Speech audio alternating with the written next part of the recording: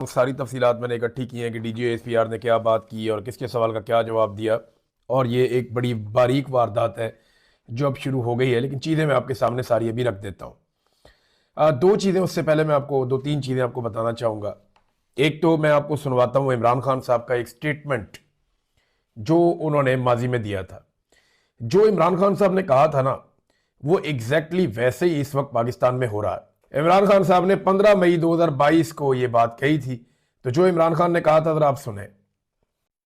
अब ये जाएंगे अमेरिका के पास, अमेरिका के पास जाके कहेंगे कि खुदा के वास्ते हमें बचा लो, नहीं तो इमरान खान वापस आ जाएगा।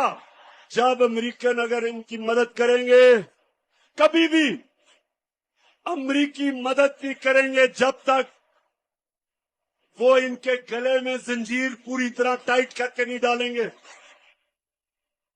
वो उनको कहेंगे कश्मीर को भूल जाओ, फलस्तीनियों के लिए मुंह ना खोलो, जो मर्जी इसराइल करे फलस्तीनियों से चुप करो। अगर रूस 30% कम पे तेल दे रहा है तो आपने नहीं लेना, क्योंकि आप हमारे गुलाम हैं। अगर आपने 30 लाख टन गंदम आपको जरूरत है, आप रूस से नहीं ले सकते। अगर आपने पाकिस्तान को अगर ईरान से सस्ती गैस मिलेगी, वो कहेंगे हमने आपको इजाजत नहीं दी। देखिए, इमरान खान साहब ने जो जो बातें की ना, वो एग्जैक्टली वैसी साबित हुई हैं। मुझे हैरत होती है कि ये एक ऐसा सियासी पंडित है इमरान खान कि उसने जो बात कही वो वक्त गुजरने के साथ साबित हुई। मैं कुछ मनाजिर देख रहा था और कुछ मैं ऑडियोज और वीडियो सुन रहा था। मैंने मौलाना फजल रहमान को सुना इमरान खान साहब के दौरे हुकूमत में, जब फलस्तीन को तस्लीम करने के हवाले से किसी अमन बोर्ड का हिस्सा भी पाकिस्तान नहीं बना था। उस वक्त पाकिस्तान इसराइल के साथ किसी वर्किंग रिलेशनशिप में भी नहीं आया था। तो एक आधी कोई जाली खबर किसी ने चलवाई तो फजल रहमान साहब की गरज चमक ही कुछ और थी। गरज रहे थे, बरस रहे थे। फजल रहमान साहब की आवाज में वो जोश खिताबत था कि मैं सुनकर अभी हैरान हो रहा था। लेकिन अभी अगर फजल रहमान साहब जब बात करते हैं तो ऐसा लगता है मिर्गी का दौरा पड़ा हुआ है। इतनी लो टून में, इतनी आहिस्ता आहिस्ता, रफ्ता रफ्ता, सोच सोच कर, बिल्कुल ऐसे घिसट घिसट के वो अल्फाज बोलते हैं। क्या वजह है? इमरान खान के दौर में तो ये शख्स बहुत गुस्से में रहता था, बहुत जज्बात में रहता था, जज्बात भड़कते रहते थे कि ये कर दिया जी इसराइल के लिए, वो कर दिया जी, और यहूदी एजेंट का ये कार्ड लेके फिरते थे हर जगह। अभी जबान जो है वो मुंह के अंदर बंद है और बोलने की जरूरत भी नहीं है। वजह यह है कि जिन्होंने आज तक फजल रहमान साहब को पाला है, जिन्होंने पाल पोस के इतना बड़ा किया है, फजल रहमान साहब उनके खिलाफ बेवफाई नहीं कर सकते। फजल रहमान साहब एजेंसियों के बहुत वफादार आदमी हैं और वो वैसी हरकत नहीं करेंगे जैसी आजाद सियासतदान कर सकते हैं। नादरीन, ये कुछ मनाजिर हैं जो मैंने देखे, इस वक्त भी मेरे सामने चल रहे हैं। मैंने देखते हुए मुझे तकलीफ हुई।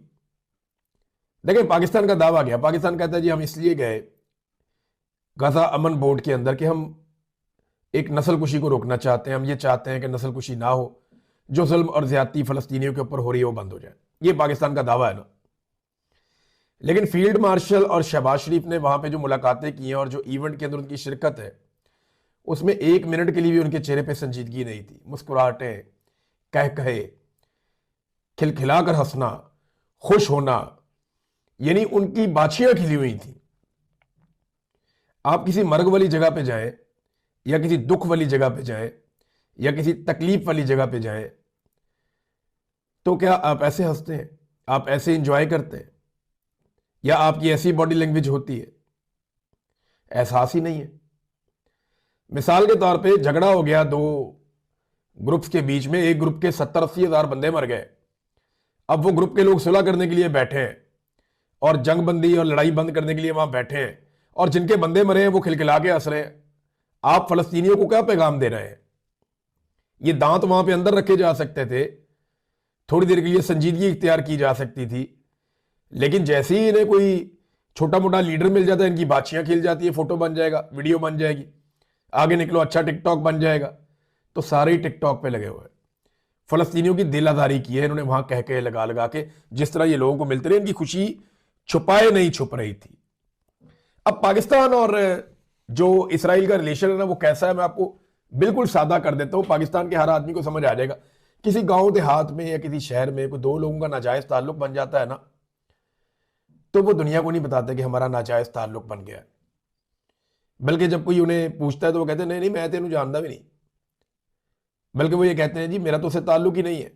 उन्हें नहीं जी हमारे बीच में कोई नाजायज ताल्लुक नहीं है, आप झूठ बोल रहे हैं। वो दो लोग तो बड़ी कामयाबी से अपना ताल्लुक छुपा रहे होते हैं, लेकिन पूरे गांव को और पूरे शहर को पता होता है कि इनका आपस में नाजायज ताल्लुक है। तो पाकिस्तान ने इसराइल से उस तरह का एक नाजायज ताल्लुक बना लिया। मैं मिसाल थोड़ी सी आपको और लगेगी, अजीब लगेगी, लेकिन वैसा ही है। आप कान को इधर से पकड़े या घुमा के इधर से पकड़े, आप अपने पासपोर्ट पे कुछ भी लिखे, आपका अब इसराइल के साथ एक वर्किंग रिलेशन है और आप इसराइल की तहफ्फुज के लिए काम करने जा रहे हैं, वो आपको करना पड़ेगा। देखे ना, डोनाल्ड ट्रंप की ये खूबी है कि वो झूठ नहीं बोलते नॉर्मली। मैंने डोनाल्ड ट्रंप के जितने स्टेटमेंट सुने, मुझे लगा कि डोनाल्ड ट्रंप के अंदर एक बड़ी खूबियों में खूबी है कि वो झूठ बोलते ही नहीं, वो सीधी बात करते हैं मुंह के ऊपर टक करके। ये लो, नुकसान हो जाए बेशक, कई दफा नुकसान हुआ डोनाल्ड ट्रंप को। डोनाल्ड ट्रंप अपनी बात वापस ले लेते हैं और बताकर वापस ले लेते हैं, झूठ नहीं बोलता। तो डोनाल्ड ट्रंप की यह खूबी है और इस खूबी ने डोनाल्ड ट्रंप के पीछे चलने वालों को मुसीबत डाली हुई है। डोनाल्ड ट्रंप अपने मुंह से बार बार कहता है कि मेरा जो गजा अमन बोर्ड है, इसका सबसे बड़ा मकसद हमास का सफाया और हमास को गैर मुसल्लह करना है फौरी तौर पे। नहीं, ये हमें करना पड़ेगा, हमास का खात्मा करेंगे। डोनाल्ड ट्रंप उसका अगला मिशन भी बताते हैं कौन करेगा, कैसे करेगा। तो डोनाल्ड ट्रंप तो क्लैरिटी के साथ आ रहे हैं कि जनाब मेरा ये गजा अमन बोर्ड है, इसके जरिए से मैंने हमास को गैर मुसल्लह करना नहीं होगा, वो सफाया कर दूंगा। और सफाया कौन करेगा, किससे करवाऊंगा, ये भी बता दिया। दूसरी तरफ ताहिर अशरफी और हमनवा या पाकिस्तान की एस्टेब्लिशमेंट के टाउट्स या पाकिस्तान की एस्टेब्लिशमेंट के सोर्सेज या खुद पाकिस्तान की एस्टेब्लिशमेंट, वो लगातार इस बात पे बदलते कि नहीं नहीं डोनाल्ड ट्रंप ऐसा नहीं करेगा। टाटा फुप्पी का पुत्र है भाई, डोनाल्ड ट्रंप खुद कह रहे मैं ये काम करूंगा, आप कौन होते हैं ये कहने वाले कि वो नहीं करेगा? वो करेगा और जिससे उसने करवाना है उससे वो करवाएगा। और जिन जिन लोगों ने वादे किए हुए हैं, जिन जिन लोगों ने अर्जियां डाली हुई हैं, उन्हें वो वादे पूरे करने पड़ेंगे। वादे नहीं पूरे करेंगे इमरान खान मारेगा, क्योंकि साथ ही अमेरिका कहेगा इंसानी हकूक की पामालियां हो रही है पाकिस्तान में, पाकिस्तान के अंदर इंसानी हकूक की पामालियां बंद करें। साथ ही अमेरिका को याद आ जाएगा जनाब 2024 के इलेक्शन में धांधली हुई थी, फिर आपको री इलेक्शन में जाना पड़ेगा, इमरान खान आएगा वो फैंटी लगाएगा। दूसरी सूरत यह है कि डोनाल्ड ट्रंप की बातें माने, नहीं मानेंगे तो फिर अमेरिका और इमरान खान रल के फैंटी लगाएंगे। इनकी ना हर तरफ से ये फंस गए, बहुत बुरी तरह फंस गए, इनकी बचत नहीं है। इमरान खान को जेल में रखना है तो डोनाल्ड ट्रंप को राजी रखना है, ये इन्हें करना पड़ेगा। इमरान खान साहब का स्टेटमेंट मैंने आपको सुनाया, देखें कैसा आदमी है, इसने आज तक जो भी कहा वो बातें ज्यादातर दुरुस्त साबित हुई और एग्जैक्टली ऐसा लग रहा था कि इमरान खान साहब फ्यूचर में देखकर ये वाली बात कर रहे हैं।